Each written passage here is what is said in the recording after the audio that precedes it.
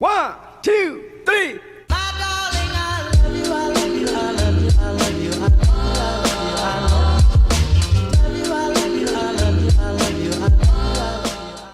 Assalamualaikum warahmatullahi wabarakatuh. Jadi di video kali ini saya akan membahas mengenai database sesuai dengan tugas mata kuliah pengantar sistem informasi.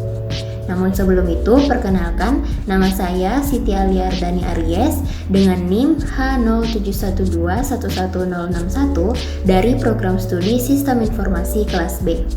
Nah, akan ada 6 materi yang akan saya bahas di video kali ini. Yang pertama, ada manajemen data, pendekatan database, database manajemen sistem, data warehousing, data governance, dan yang terakhir knowledge management. Untuk itu, langsung saja kita masuk ke materi yang pertama, yaitu manajemen data. Di sini kita akan membahas mengenai pentingnya data dan informasi dalam manajemen data. Yang pertama, pentingnya data dan informasi. Dalam sebuah perusahaan, data dianggap sebagai suatu aset yang tidak memiliki wujud dan mampu memberikan nilai yang besar. Setiap keputusan bisnis membutuhkan data agar perusahaan tidak serta-merta berasumsi kosong dan bisa mengetahui berbagai tahapan yang harus dilakukan agar bisa mencapai tujuannya. Selanjutnya, manajemen data. Manajemen data adalah suatu kegiatan manajerial yang menggunakan teknologi sistem informasi dalam menjalankan tugas mengelola data agar bisa memenuhi keperluan informasi yang diperlukan oleh seluruh stakeholder. Stakeholder sendiri adalah pihak individu, kelompok, ataupun komunitas tertentu yang mempunyai kepentingan dalam suatu perusahaan atau yang biasa disebut dengan pemegang kepentingan. Selanjutnya ada fungsi dari manajemen data. Di dalam perusahaan, manajemen data tidak hanya diisi oleh satu kegiatan saja, tetapi juga mencakup berbagai kegiatan seperti pengujian, pengumpulan, pemeliharaan, keamanan, dan juga organisasi. Masuk ke materi yang kedua, yaitu pendekatan database. Di sini kita akan membahas mengenai apa itu database. Database atau basis data adalah kumpulan data yang dikelola sedemikian rupa berdasarkan ketentuan tertentu yang saling berhubungan sehingga mudah dalam pengelolaannya. Melalui pengelolaan tersebut, pengguna dapat memperoleh kemudahan dalam mencari informasi, menyimpan informasi, dan membuang informasi. Atau dengan kata lain, database adalah sistem yang berfungsi untuk mengumpulkan file, tabel, atau arsip yang terhubung dan disimpan dalam berbagai media elektronik.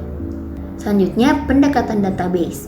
Pendekatan database memberikan suatu deretan ciri yang mengatasi kelebihan data, inkonsistensi, tidak dapat diakses, dan ketidakluasan dari pendekatan yang berorientasi flat file atau yang biasa disebut dengan file datar.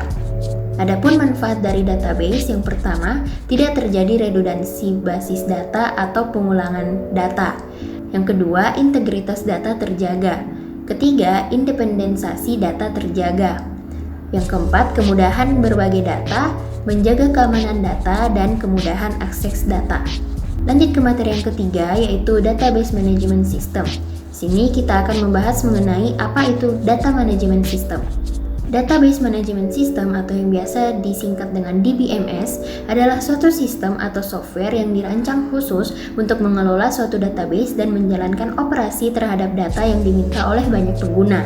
Tujuan utama penggunaan DBMS dalam jaringan komputer ini adalah untuk menghindari kekacauan dalam hal pengolahan data yang jumlahnya besar. Selanjutnya, tipe-tipe dari DBMS. Terdapat 12 tipe dari DBMS ini. Salah satunya adalah data warehouse.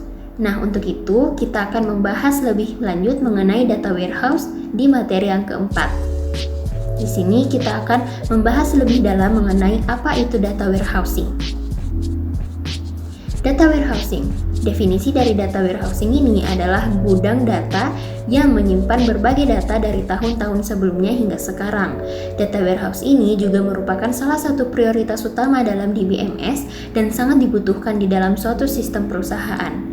Karena data warehousing ini memiliki fungsi yang pertama, deretan data masa lalu yang lengkap, bisa digunakan untuk memprediksi pola masa depan, akses cepat dan terstruktur ke data, informasi yang konsisten untuk semua pihak, integrasi data, dan mengurangi proses analisis yang berulang. Lanjut ke materi yang kelima, yaitu database governance. Di sini kita akan membahas mengenai apa itu database governance. Database governance memiliki arti yang sama dengan tata kelola data. Istilah ini pada dasarnya mengacu pada sebuah sistem yang memang dirancang untuk menentukan personel di dalam sebuah perusahaan. Di dalam sistem ini turut ditentukan pula individu dan proses serta teknologi yang akan digunakan untuk melakukan pengelolaan serta perlindungan terhadap aset data perusahaan.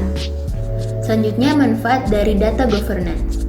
Yang pertama, pemahaman umum tentang data, peningkatan kualitas data, memberikan perspektif baru dari setiap pelanggan dan entitas bisnis lainnya, sistem pengelolaan kepatuhan dan risk management yang konsisten, dan kualitas manajemen data yang lebih baik.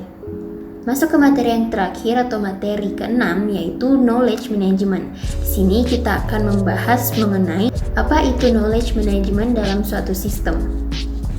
Knowledge management atau manajemen pengetahuan ini bisa kita artikan sebagai serangkaian alat, strategi, dan metode untuk mempertahankan, menganalisa, mengorganisir, membagikan, dan juga meningkatkan informasi yang terdapat di dalam suatu perusahaan. Adapun tujuan dari knowledge management ini yaitu untuk meningkatkan efisiensi perusahaan dan juga menyimpan pengetahuan yang terdapat di dalam perusahaan itu sendiri.